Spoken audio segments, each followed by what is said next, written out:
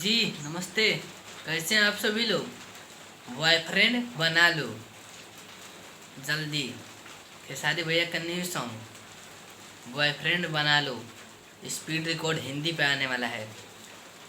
खेसारी भैया के साथ में गाई हैं खुशबू तिवारी केटी जी, जिस गाने को लिखे हैं यादव राज जी, तहलका मचाने वाले ट्रेंडिंग स्टार। तो ऐसे ही ट्रेंडिंग में आते हैं वो राइटर भी ऐसे हैं जो ट्रेंडिंग में ही आते हैं। ट्रेंडिंग स्टार ट्रेंडिंग राइटर के जोड़ी खुशबू तिवारी केटी, खेसारी लाल यादव और यादव राज जी की लवर बना ला, बहुत जल्द बॉयफ्रेंड बना ला स्पीड रिकॉर्ड हिंदी पे बहुत जल्द आप लोग को सुनने के मिलेगा। एक से बढ़कर के एक हिंदी और पंजाबी सॉन्ग आने वाला है अभी खेसारी भैया को।